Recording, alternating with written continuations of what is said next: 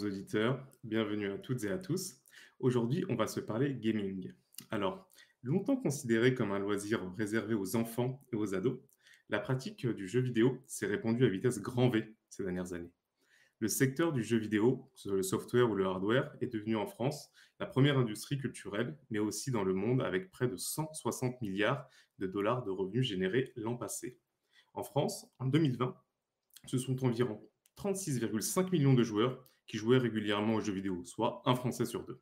Cette progression fulgurante est la conséquence de différents facteurs. On peut noter l'évolution et la démocratisation de la pratique, l'essor des consoles nouvelle génération, le développement toujours plus fort du marché du mobile, la dématérialisation des jeux, ce qu'on appelle le cloud gaming, qui offre la possibilité de jouer à des jeux en streaming via Internet, depuis n'importe quel écran, et toujours et bien sûr la vente de jeux vidéo en physique. Cette popularité incontestable a permis à cette pratique de se développer bien au-delà des boutons Start et Reset. Le succès de Twitch, plateforme de streaming dont le succès s'est construit en grande partie sur le gaming, en témoigne. Nous pouvons également mentionner le boom des compétitions d'e-sport. Et donc, pour revenir sur ces différents sujets, nous avons aujourd'hui la chance d'accueillir Souleymane, qui était anciennement business developer chez Gamers Origin. Avant toute chose, merci pour ta présence, Souleymane. Merci beaucoup Amine, merci beaucoup Noémie, ça me fait vraiment très plaisir d'être là aujourd'hui, surtout pour parler gaming, puisque ça fait quand même un petit moment que je suis dedans, donc j'ai vu un petit peu l'évolution du secteur, et j'ai hâte d'en parler avec vous aujourd'hui. Super. Donc du coup, sans transition, on va passer à la première question qu'on a pour toi, Souleymane. Donc est-ce que tu peux déjà brièvement te présenter et nous parler justement un peu de ton parcours dans le gaming et le e-sport, s'il te plaît? Alors, moi de mon côté, je suis dans le gaming depuis à peu près 10 ans maintenant, donc j'ai commencé quand j'avais 13-14 ans, donc ça fait un petit moment, et pour info, j'ai du coup 23 ans aujourd'hui. Et quand j'avais 13-14 ans, on me disait souvent que j'avais un bon niveau sur différents jeux et j'avais beaucoup envie de le partager avec des amis, avec même beaucoup plus de personnes. Et j'ai eu l'opportunité de rejoindre un projet donc, qui se nommait à l'époque Reality Gaming.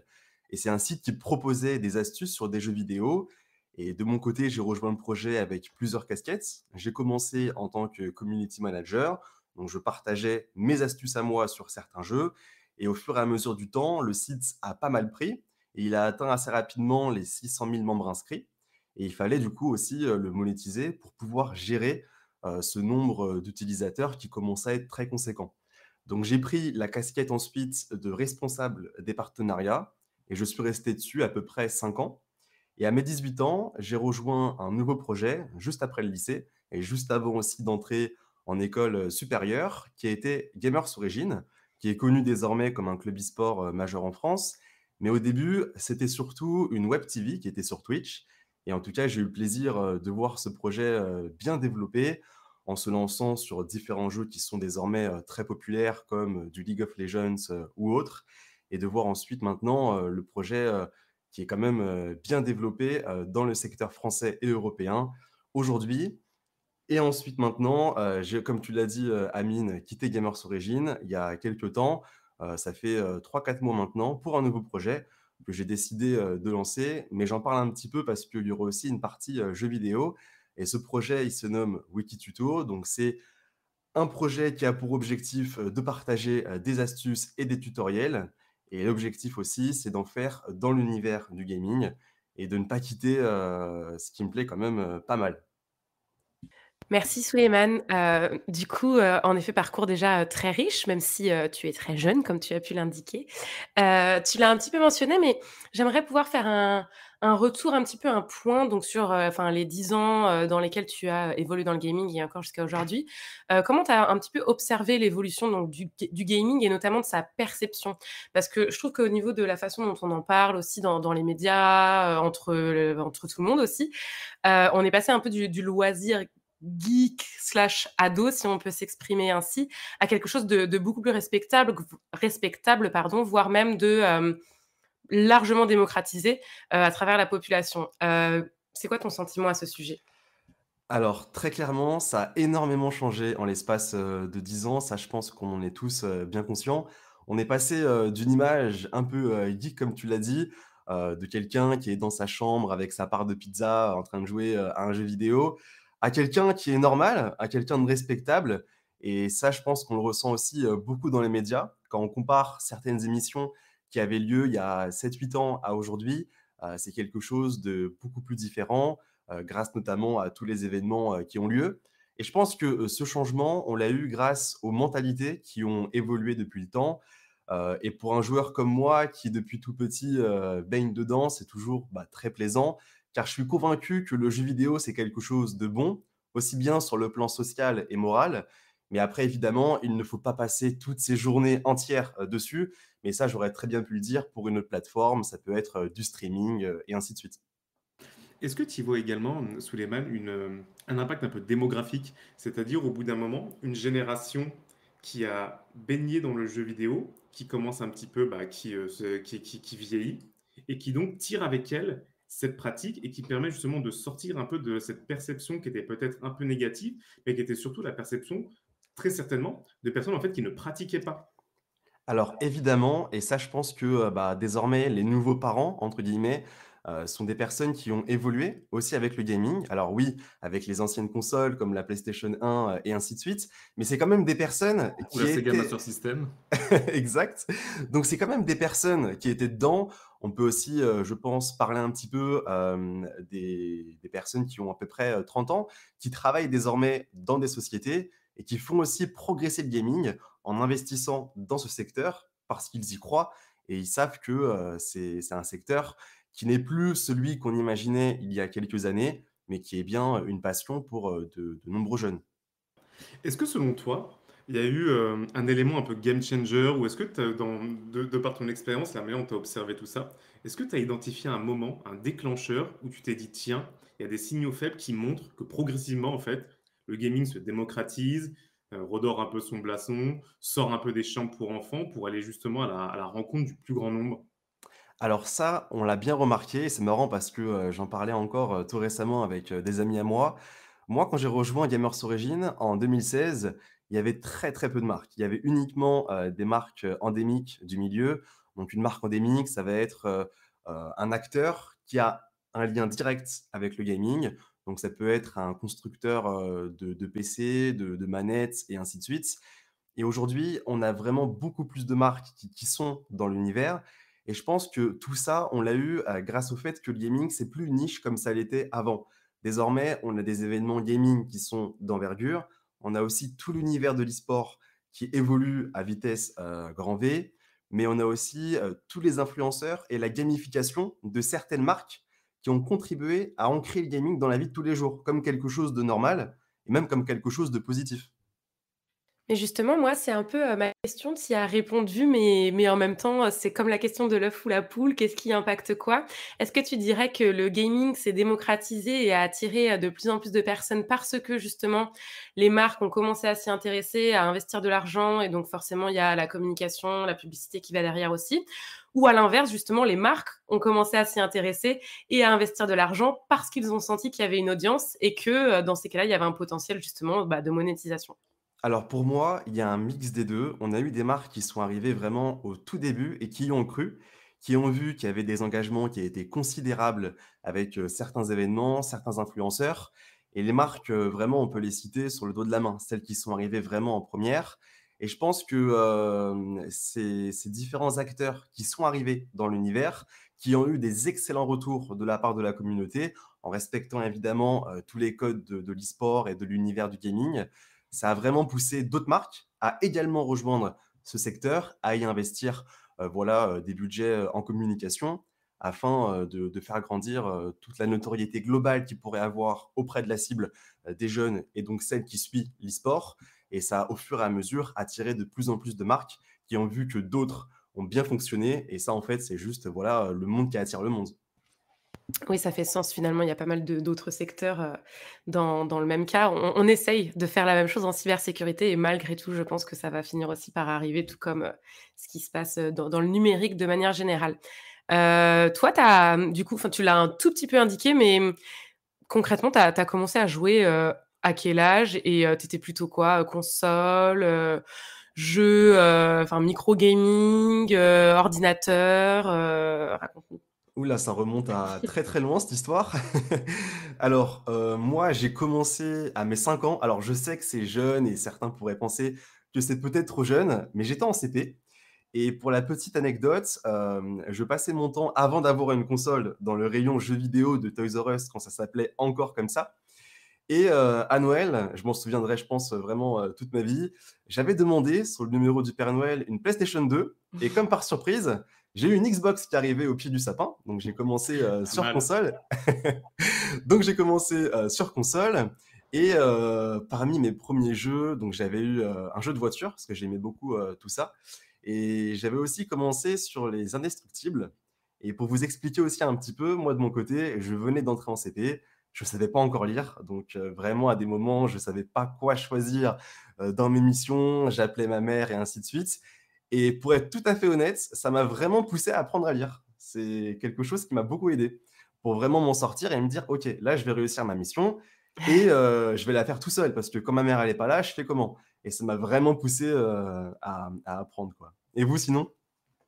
Alors, comme, certaines personnes sont vraiment très vieilles autour de cette table, alors moi j'ai commencé à l'âge de 7 ans, je dirais 7-8 ans et c'était sur sur la Sega Master System 2 et c'était sur Alex Kidd.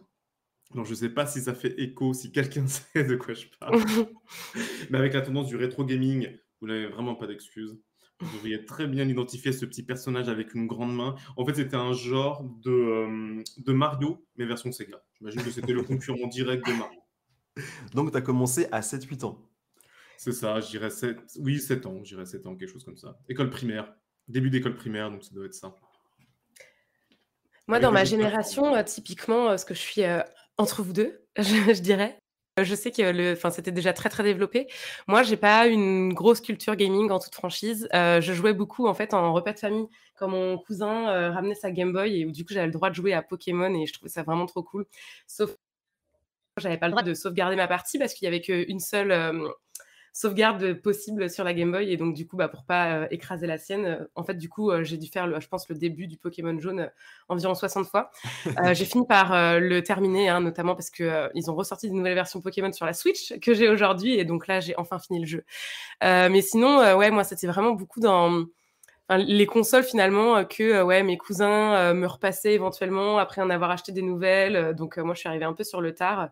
Mais j'ai eu aussi une Super Nintendo. Enfin, ouais, j'ai joué à Mario. Voilà, c'est globalement ma culture jeux vidéo s'arrête là. Encore que non, parce que je raconte des bêtises.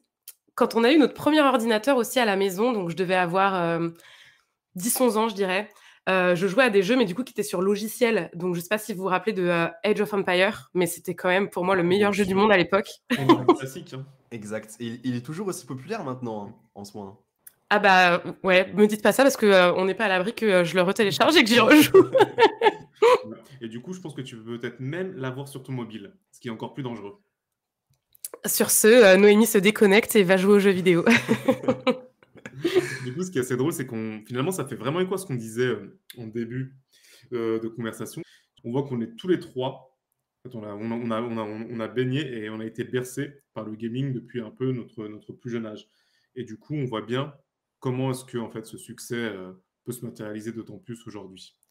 Du coup, Souleymane, est-ce que tu peux nous parler un petit peu de e-sport, ce qui est également un marqueur du succès du gaming? Est-ce que tu peux nous en dire un peu davantage, vu que c'est un peu un de tes terrains d'expertise? Comment est-ce que cela fonctionne? Quelles sont les compétitions majeures? Comment s'est formé un peu l'écosystème autour des joueurs et des équipes pour bien comprendre comment est-ce que finalement d'un phénomène, peut-être d'un épiphénomène, on est en train de basculer vers une pratique qui se développe vraiment à vitesse grand V et qui recrute des fans, mais de plus en plus nombreux. Je pense que c'est un phénomène qui s'inspire énormément de ce qui existe, déjà, c'est-à-dire, le sport traditionnel et pour moi, ça s'apparente vraiment, à ça. Dans le sens où il y a pas mal de ressemblances, mais il y a aussi quelques changements. Par exemple, dans l'écosystème e-sport, on va retrouver des clubs et leurs joueurs. Donc voilà, on a différents clubs qui sont uniquement dans l'e-sport. On a d'autres clubs de sport, donc par exemple dans le football, qui se lancent dans l'e-sport. Mais voilà, ce sont plus quelques clubs. Et parmi les clubs les plus populaires, on retrouve vraiment des clubs e-sport qui sont aussi reconnus que des clubs vraiment bien emblématiques dans l'univers du sport traditionnel. Derrière tout ça, on a aussi donc des sponsors, exactement comme le sport. Par exemple, on peut citer Kaspersky avec Fnatic, hein, encore il y a quelques mois. Et évidemment, on a aussi les consommateurs, les fans. Donc jusqu'ici, tout est normal et on s'inspire vraiment du sport traditionnel. La différence, je pense qu'elle se fera surtout au niveau des diffuseurs qui sont surtout digitaux dans l'e-sport. Donc on peut parler de Twitch et des différentes compétitions qui sont diffusées dessus, même si aujourd'hui, et ça va dépendre de certains pays, on a aussi des compétitions qui sont diffusées à la télé, mais ça tend vraiment à arriver. En France, c'est encore un peu rare, mais dans certains pays comme la Corée du Sud, c'est quelque chose qui est normal. Et au-delà de ça, on a aussi les circuits qui sont différents. Donc, par exemple, si on parle du sport traditionnel, on connaît les circuits. Vraiment, jusqu'ici, il n'y a aucun changement. Alors que dans l'univers de l'e-sport, il y a quelques organisateurs qui peuvent s'en charger et qui sont privés. Mais on a aussi les éditeurs, donc ceux qui vont créer les jeux vidéo, qui vont, eux, de son côté, organiser les différents circuits e-sport et qui vont décider de tout prendre en main. Et ces éditeurs aussi, ils n'ont pas uniquement le rôle d'être éditeur, de faire le jeu vidéo et de faire aussi une compétition. Dans l'e-sport, on n'a pas de fédération, donc ce sont les éditeurs qui ont ce rôle. C'est-à-dire qu'en cas de litige, par exemple, entre un club et un joueur, c'est l'éditeur qui va intervenir et qui va poser des sanctions, si nécessaire, et des amendes au club, ou alors sinon une interdiction aux joueurs de compétition officielle. Enfin, disons que lorsqu'il y a un problème, c'est l'éditeur qui intervient, puisqu'il n'y a du coup pas de fédération qui existe. Et du coup, pour rebondir sur ce que tu disais, on constate vraiment que les streamers sont aujourd'hui devenus de véritables influenceurs avec des communautés immenses. Et comment t'expliques le succès d'une plateforme comme Twitch qui s'est vraiment construit sur justement les jeux vidéo et le stream? Pour moi, l'explication, elle est assez simple. Les jeunes aujourd'hui, et ça c'est prouvé, ils sont de moins en moins devant la télévision. Ils préfèrent se rendre sur des plateformes plutôt digitales.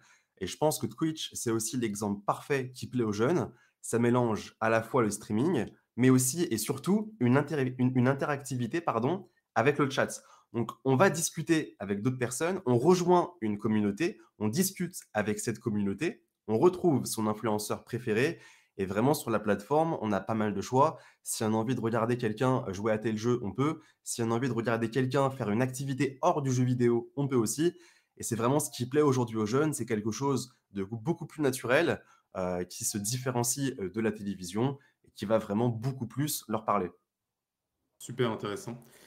Je trouve qu'un élément qui est également assez central dans le succès du gaming et du e-sport, c'est vraiment cette bascule qu'il y a eu où on est passé d'une valeur qui était uniquement active, où finalement la prise de plaisir se faisait par le fait de jouer, à aujourd'hui également le fait de jouer, toujours bien sûr, mais également d'être spectateur. Chose qui peut-être n'était pas aussi prononcée par le passé. Aujourd'hui, on est vraiment, pour rebondir encore sur ce que tu disais, Souleymane, c'est que c'est vrai que ça se rapproche de plus en plus à finalement Un sport. un sport, exactement. C'est que finalement, on est quasiment sur on a la pratique et on a également la possibilité d'être fan de la pratique. Et j'imagine, enfin, je ne sais pas si c'est aussi vrai dans le sport, mais au même titre que certaines personnes peuvent être fans de foot sans avoir jamais joué au foot, on pourra peut-être trouver des profils qui sont fans de tel ou tel gamer ou tel jeu vidéo, sans pour autant être un pratiquant acharné de tel ou tel jeu vidéo. Exactement. Alors ça, je pense que c'est vraiment une très bonne analyse, et on le remarque encore, là, ces derniers mois. Je vais prendre un exemple, mais je pense qu'il va beaucoup parler. C'est l'exemple de la Carmine Corp, donc c'est un club e-sport et de son côté, ils ont, du coup, lancé, plusieurs équipes, dont une sur League of Legends, qui est vraiment, je pense, l'une des plus populaires. Et derrière tout ça, on a remarqué qu'il y avait beaucoup de fans qui ne comprenaient pas réellement l'objectif de League of Legends, parce que c'est quand même un jeu qu'il faut bien comprendre et qu'il faut aussi bien regarder. Mais derrière tout ça, c'était une communauté qui soutenait ses joueurs et son club, même sans vraiment comprendre ou sans jouer à ce jeu. Et c'est vraiment ça, je pense, qui a mis la puce à l'oreille à pas mal de monde, en se disant, oui, on peut être spectateur, on peut être fan d'un club, même si on n'est pas joueur, on va comprendre l'objectif du jeu et l'objectif de la partie, mais on va pas y jouer. C'est vraiment pour soutenir son club préféré, un peu comme, demain si on soutient, un club de foot. On sait que le soir, on va pas rentrer jouer au foot, mais on va plutôt les soutenir et les regarder. C'est exactement pareil, c'est un club qu'on va soutenir, on va rejoindre une communauté et il y aura toute cette ferveur, de supporters, qu'on va avoir. Mais d'ailleurs, ça s'illustre particulièrement bien avec, une actualité assez, récente et ça illustre aussi, la puissance notamment, à la fois de l'observation, et du support de, joueurs et de streamers. C'est, le Z-Event avec, notamment l'édition 2021 qui a, battu le record de levée de fonds. Il me semble que c'est international, donc de plus de 10 millions d'euros. Il me semble que c'était l'association Action contre la faim cette année. L'année dernière, c'était Amnesty International et je crois qu'ils avaient déjà battu le record. Concrètement, du coup, enfin, je pense que c'en est, particulièrement l'illustration puisque, si je ne m'abuse, il s'agit, de beaucoup de streamers, influenceurs aussi, donc du gaming, qui se retrouvent, tous ensemble pour, jouer sur Twitch, le monde entier, la France entière, je ne sais pas, les regarde et puis paye, pour, soutenir, leur activité et du coup, je vais changer un tout petit peu, la question par rapport à ça parce que moi, ce qui m'intéresse justement, c'est comment, selon toi, ces influenceurs donc du gaming parviennent, à motiver les personnes qui les regardent, et qui les soutiennent, finalement à donner, des centaines, voire des milliers d'euros parfois? Moi, je pense que le Z-Event, c'est vraiment un super événement pour commencer. Vraiment, honnêtement, quand on regarde comment ça a commencé, on est quand même passé de 1 million d'euros levés, ce qui est déjà super bien, à 10 millions d'euros cette année. Enfin, c'est vraiment formidable, surtout pour quelqu'un qui baigne dans l'univers un peu du jeu vidéo. De voir ça, c'est vraiment top. Et je pense que c'est vraiment ce côté des influenceurs qui ont une puissance qui est très importante. Des fois, on s'en rend pas compte, mais un influenceur qui va dire quelque chose, qui va pousser sa communauté à faire quelque chose, ça vaut vraiment énormément parce qu'ils sont de réels prescripteurs auprès d'eux. Et ce qu'il faut se dire aussi, c'est qu'il y a cette volonté de s'engager dans un événement qui les reflète de la part de la communauté. Donc le fait de donner 1 euro ou 2 euros, c'est déjà quelque chose de bien. Ils se sentent vraiment considérés, enfin pas réellement considérés, mais ils se sentent plutôt ancrés dans cet univers qui est donc le streaming, mais aussi cette cause. Mais aussi au-delà de ça, il y a ce côté, des messages des streamers qui sont très importants.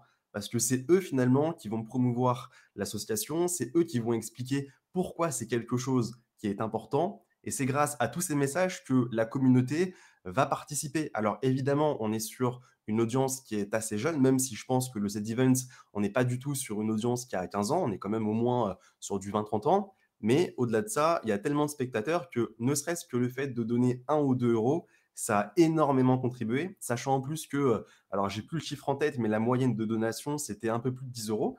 Donc ça montre que voilà, les gens voulaient participer et voulaient faire en sorte de contribuer à cet événement, déjà par rapport à l'univers du streaming, pour montrer aux yeux de tout le monde que c'est pas quelque chose, voilà, du geek qui est encore une fois dans sa chambre, mais que c'est au-delà de ça et aussi pour montrer que, bah, voilà, ils participent à un événement, qui les concerne directement ou indirectement parce que justement ils veulent, s'associer, à ce type, d'engagement.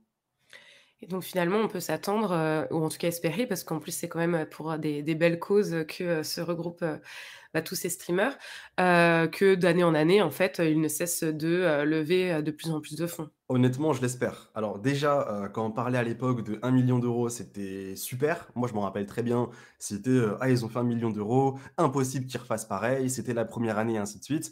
Et là, quand on arrive à 10 millions d'euros, bon, il y a toujours des personnes qui vont dire exactement pareil, que c'est impossible de faire plus de 10 millions d'euros et ainsi de suite.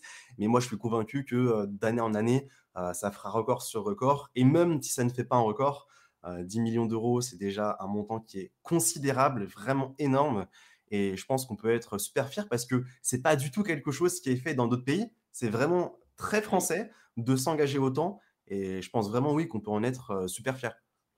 Je crois que c'est le record, hein, pas que sur la partie justement, gaming, streaming ou que sais-je. Je crois que c'est le record vraiment, le «levage de fonds» entre guillemets qui n'est pas auprès d'investisseurs mais, caritativement, à l'échelle du monde, hein. Il me semble que j'ai entendu ça.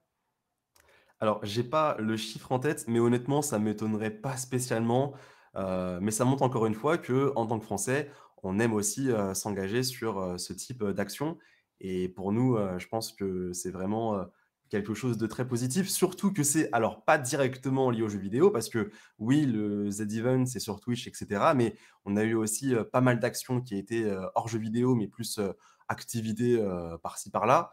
Mais au-delà de ça, c'est plusieurs messages qui sont passés et qui sont, très positifs, pour l'univers, du streaming, mais aussi pour la France de manière globale. Oui, comme tu le disais, c'est vraiment un événement qui transcende le jeu vidéo, qui est vraiment tourné autour du streaming. Et on a vu également des influenceurs qui ont une pratique du jeu vidéo que je qualifierais moi de générationnelle, mais qui n'ont pas le jeu vidéo ou le gaming comme étant leur cœur de cible ou leur cœur de communication. On les a vus également être présents, être assez actifs durant l'événement. Tout ça sur Twitch, ce qui me fait également ma transition. Amis auditrices et auditeurs, dernièrement, comme vous le savez tous, il y a eu un énorme data leak sur Twitch. Donc, si je peux juste rappeler quelques consignes de sécurité. Donc, pour ceux qui ne l'ont pas fait, n'hésitez pas à changer votre mot de passe, à opter plutôt pour des mots de passe dits complexes, c'est-à-dire avec entre 10 et 15 caractères, qui intègrent des capitales, des minuscules et des caractères spéciaux. Pardon. Et n'oubliez pas d'utiliser également l'authentification à deux facteurs, ce qui va vous permettre de sécuriser du mieux possible votre compte Twitch et d'éviter les désagréments. Toi, Souleymane, de ton point de vue, comment est-ce que tu as réagi? Comment est-ce que tu as observé ce leak phénoménal, historique? Il était phénoménal parce que, beaucoup de personnes en ont parlé, sur les réseaux. Il y a eu, voilà, des chiffres qui ont beaucoup fait parler. Il fallait s'y attendre, hein, mais derrière tout ça, je pense que ce sont des calculs qui étaient, très simples à faire. C'est juste que, voilà, c'était à la portée de tout le monde, donc forcément, c'était, plus facile d'en parler et moi, personnellement, j'ai Quand toujours tu, pas quand tu compris. parles de calcul, excuse-moi de te Oui, couper, quand tu parles de calcul, tu parles de la... Parce qu'en fait, l'un des éléments clés de ce leak a été le niveau de les subs, rémunération des plus grands, enfin des plus grands, d'un certain nombre de streamers. Et donc tu parles absolument, de ce type de calcul qui était relativement exactement. possible à faire? Exactement. D'accord. Ça, c'était vraiment quelque chose qui était pas du tout, compliqué. Mais au-delà de ça, c'est le genre de leak qui montre justement qu'on n'est pas à l'abri de quelque chose, parce qu'on parle quand même d'une société comme Twitch, avec derrière tout ça Amazon. Hem et aujourd'hui, la réaction de pas mal de streamers qui a été le fait de comment est-ce possible qu'un leak pareil ait eu lieu, avec un accès à cette, base de données et à plein d'autres informations qui n'ont pas été leaks, mais qui ont quand même été, trouvées, selon Twitch, qu'il a absolument pas caché. C'est comment ça a pu arriver. Donc, moi honnêtement aujourd'hui, bah, forcément, quand on est un peu, dedans et qu'on fait deux trois calculs, comme on l'a dit, c'est pas compliqué, de connaître un peu tous ces montants. Mais derrière tout ça, c'est, est-ce que ça aurait pu être pire comme leak? Est-ce que ça aurait pu être, par exemple, des mots de passe ou autre? Et je pense qu'il faut faire, très attention, à ce genre de choses. On n'est surtout pas à l'abri d'une deuxième vague, car je crois que les hackers avaient, enfin la manière dont ils avaient articulé leur communication sur le premier leak, ils laissaient sous-entendre qu'il y Ils avait avaient autre peut-être une chose. deuxième partie. Exactement et c'est exactement, à ça que je fais référence. C'est, est-ce que cette deuxième partie, sera leak ou pas? Et surtout aussi, quelle est cette deuxième partie? Malheureusement que, c'est un peu, comme, tout, aujourd'hui, ce qui touche au numérique, hein. À partir du moment où il commence à y avoir, de l'attractivité, du monde, bah, il y a, donc, toutes les personnes, véritablement, intéressées, par, la plateforme en tant que telle. Et puis il y a aussi les opportunistes, donc les, cyberattaquants ici qui voient, un intérêt financier puisque, les données confidentielles, bah, se vendent très cher sur le marché, le black market. Et du coup, en effet, enfin, à condition de comment dirais-je? D'être bien informé, et de pouvoir prendre quelques précautions, on peut potentiellement essayer de se mettre à l'abri, individuellement, mais j'ai bien peur que ça fasse partie des plateformes, en tout cas, qui seront ciblées à plusieurs reprises. Vu qu'on est sur le sujet cybersécurité, on va continuer là-dessus. Souleymane, il y a un peu un genre de légende, de rumeurs, des bruits de couloir qui disent que les gamers ne seraient pas très fans de solutions de sécurité parce que il semblerait que ça puisse dégrader leur performance. À titre, entre guillemets, corporate, d'entreprise, on a démontré via un certain nombre de partenariats et via des records du monde de speedrunning battus avec notre mode gaming activé, que cela n'était pas forcément juste, que les technologies avaient suffisamment évolué ces dernières années pour justement préserver la performance des gamers, car on sait que c'est assez central et cardinal pour eux. Quelle est toi ta vision de ça? Parce que on pourrait imaginer que pour un gamer pour qui cette pratique est très importante, la sécurité doit l'être encore plus? Je pense que le gamer, il va réfléchir à 2 choses. Déjà pour commencer, quand il va prendre un logiciel antivirus, il va se dire qu'il va avoir un logiciel qui va être activé en arrière-plan. Donc pour lui, de manière assez logique, c'est un logiciel qui va être actif pendant qu'il va jouer et qui peut ralentir par conséquent, ses performances sur certains jeux. L'avantage, c'est qu'il existe aujourd'hui donc des solutions comme celle de Kaspersky et son mode, de jeu qui permet, de montrer que justement pas du tout, ça a beau être actif, ça ne change, strictement rien et ça permet surtout de jouer en étant totalement protégé. La chose aujourd'hui, c'est que ce ne sont pas tout le monde qui fait ça. Donc par conséquent, un gamer qui aurait peut-être eu une mauvaise expérience, il se dira qu'il a fait un mauvais choix et qu'il n'aurait pas dû faire ça parce que, ça l'empêche, de jouer, à certains jeux. Donc je pense que tous ces records, qui sont faits, en mode speedrunning avec des partenariats comme j'ai pu citer juste avant avec Fnatic, et ainsi de suite. C'est des choses qui sont super parce que ça va vraiment montrer à pas mal de personnes qu'on a beau avoir un antivirus, on a beau vouloir bien se protéger parce que c'est quelque chose qui est important, c'est pas pour autant que ses performances, vont diminuer, notamment quand on fait un speedrunning. Je vois pas du tout comment on peut faire mieux. Aujourd'hui, moi, je considère que le fait de se protéger en ligne, quoi qu'on fasse, vraiment, ça peut être le fait de naviguer, mais aussi, le fait de jouer, et ainsi de suite, c'est une chose qui est importante parce que si on prend ne serait-ce que l'exemple, du jeu vidéo, demain, quand on va jouer, on peut discuter avec des inconnus, on n'a aucune idée de ce qui peut se passer, de ce qui peut être envoyé, on connaît personne, c'est juste un pseudo qui est derrière un écran et prenons un exemple, demain, ils nous envoient un fichier avec, je sais pas, une sauvegarde pour aller plus vite sur Mario, bah super, mais est-ce que dans ce fichier, il n'y avait pas quelque chose de compromettant? Donc tout ça, c'est des choses auxquelles on peut faire face, justement avec un antivirus et pour moi, enfin je l'ai toujours répété, même au-delà, ce podcast, mais le fait d'être vraiment en sécurité sur internet, c'est quelque chose de primordial. Il y a plein de solutions qui existent et qui sont adaptées, à tout ce qu'on peut faire, notamment aux jeux vidéo, bah, en reprenant l'exemple, de Kaspersky. Donc bah, pourquoi, pourquoi prendre des risques, sachant que des solutions, existent? C'est beaucoup une affaire de sensibilisation aussi et ça me fait, particulièrement plaisir que tu dises ça, dans la mesure où moi, mon sentiment, que ce soit dans les échanges que je peux avoir avec des amis qui sont, gamers, ou dans mes échanges que je peux avoir avec d'autres personnes aussi, il y a cette problématique aussi justement du manque de recul vis-à-vis du risque réel et surtout vis-à-vis de la valeur des données. Parce que moi, j'aime mieux parler de valeur, de choses, pour qu'on ait envie de le protéger plutôt que de parler du risque en tant que tel. Parce que si on se sent pas exposé, le risque, j'ai envie de dire qu'on n'en a pas grand-chose à faire. Le fait est que moi, j'ai l'impression malgré tout que la communauté, oui, enfin les gamers et de manière générale, les personnes qui sont très actifs numériquement et donc les gamers en font partie, ont tendance à partager des valeurs assez proches finalement de celles que, nous, en tant que société de cybersécurité, on peut, vouloir mettre en avant et c'est pour cette raison aussi qu'on essaye aussi, de, pouvoir faire un certain nombre de, partenariats parce qu'au-delà, de, l'intérêt, on va dire, de sécuriser, les ordinateurs et les données des gamers en tant que tels, l'idée, c'est aussi de se dire qu'on a des valeurs et des sentiments et qu'on peut trouver des accointances, n'est-ce pas? Donc par rapport à ce que tu disais, enfin voilà, c'est pas vraiment une question, c'est plus une confirmation. J'ai l'impression malgré tout que de plus en plus, les personnes qui sont très actives numériquement et donc les gamers en font partie encore une fois, sont sensibilisés plus que la normale, même si on espère que la normale va les rejoindre aussi, sur cette partie vraiment sécurité et protection de ce qui nous est cher et donc ici les outils ou les données personnelles. Exact. Bah, comme tu l'as dit, juste pour rebondir un petit peu dessus, je pense que le fait de sensibiliser, c'est encore quelque chose qui est important parce que quand on n'est pas concerné, quand il s'est jamais rien passé jusqu'à maintenant sur son PC ou par rapport à ses données, bon, on se dit qu'on est invincible et qu'il va rien se passer et que tout fonctionne très très bien. C'est uniquement à partir du moment où il peut se passer quelque chose, ce que j'espère évidemment pas du tout pour n'importe qui, que là on se dit, ok, alors en fait, je suis pas invincible, ça peut arriver à n'importe qui et c'est à ce moment où on commence à avoir, des regrets.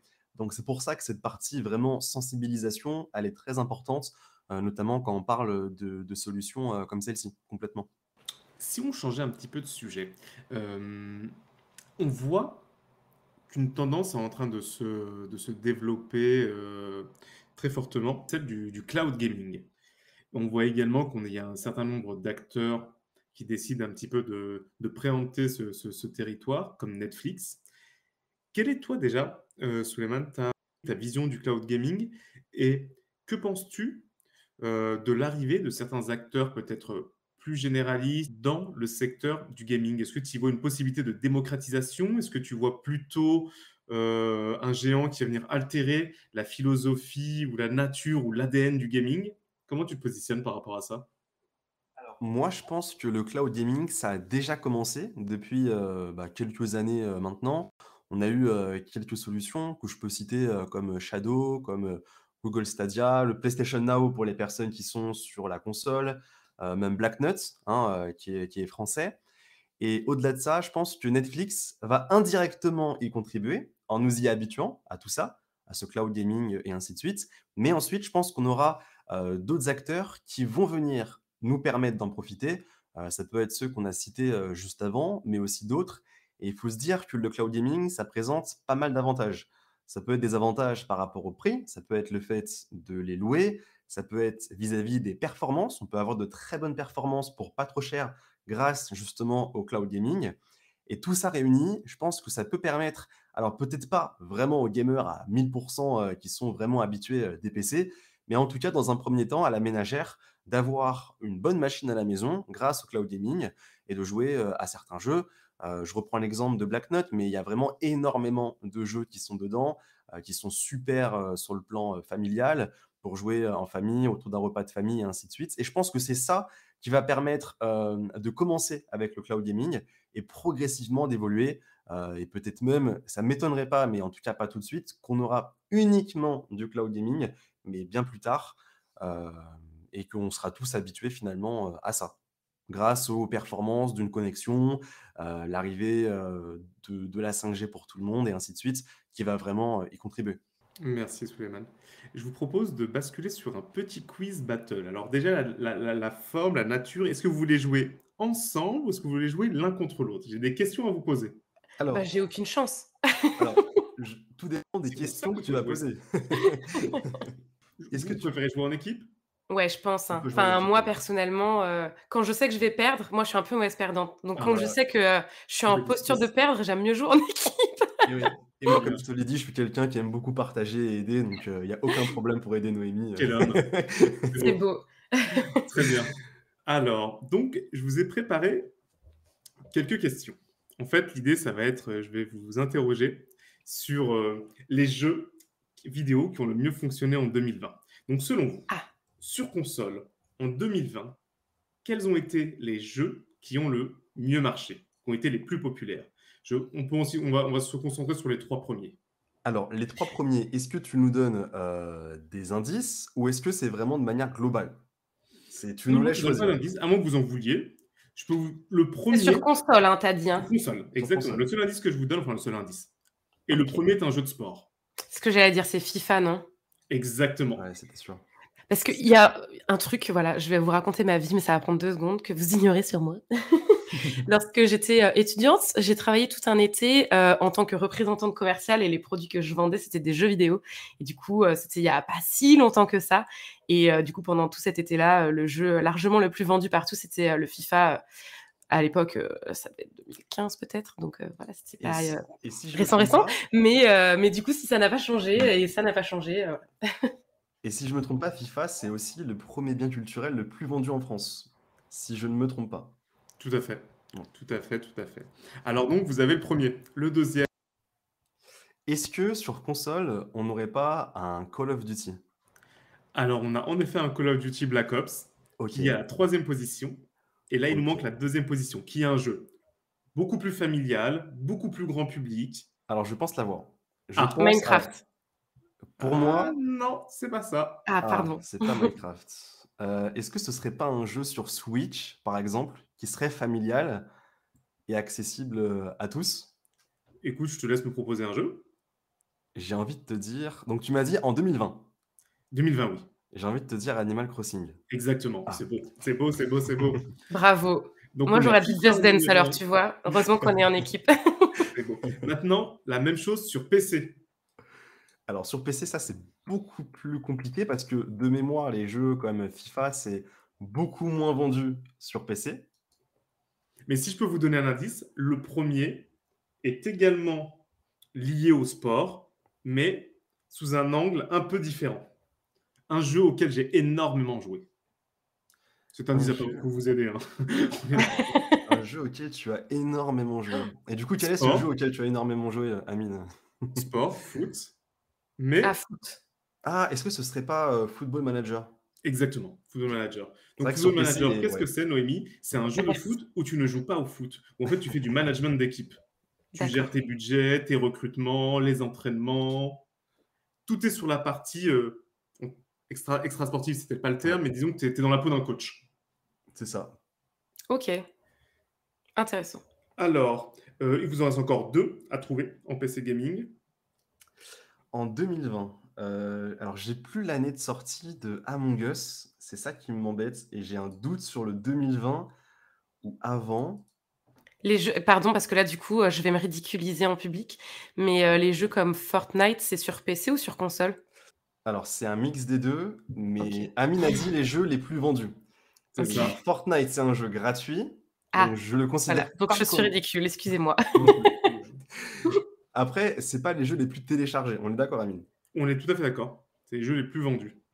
Est-ce que, Donc, je peux vous donner un indice. ouais, Un des jeux en question était très, très attendu. Un Cyberpunk? genre de dystopie qui Ouais. a très bien fonctionné sur PC, mais qui a été très critiqué et qui a même été retiré des marchés sur console. Alors pour moi, c'est Cyberpunk, sans Ex aucun doute, ouais, parce que exactement, c'est ça. Qui est à la 3e position. Lui, si je ne dis pas de bêtises, le personnage principal, je crois, est un cavalier. Il peut arriver que tu montes à cheval dans ce jeu. Ah, il n'y avait pas eu une série à ce sujet? Je suis peut-être passé à côté, mais je ne crois pas. D'accord. alors tu peux monter à cheval sur ce jeu. Je crois que l'une des pochettes de jeu était un cavalier, un genre de cow-boy. Ah, Alors j'ai envie de te dire que là, quand tu me le dis comme ça, à Red Dead Redemption, C'est ça. et qui est du coup à la 2e ou 3e place? Il est à la 2e position. Ah oui, quand même. Ah, je me rendais pas compte, je pense, Le à ce 2. point-là. à l'époque de mes ventes, moi, c'était The Witcher et c'est ça qui est sorti en série. Ouais, The Witcher qui est Ok. super, hein, Oui, d'accord, honnêtement. ok. Magnifique. Et donc, pour finir ce petit quiz, on va aller sur les jeux mobiles. Qui sont, encore une fois, les plus vendus et pas les plus téléchargés. Hum. Alors, j'avoue qu'en jeu mobile, je pense que je suis littéralement à l'ouest. Je sais pas toi, Noémie. Bah, à part Candy Crush, Bah, Alors, le je numéro 1, tu l'as mentionné, Noémie, à un moment donné. Ah. Un jeu d'inspiration un peu rétro gaming, très. Au début de l'entretien? Non, au début du quiz. Tu Ah. l'avais proposé sur, je sais plus quel, peut-être sur Ah, console. Minecraft?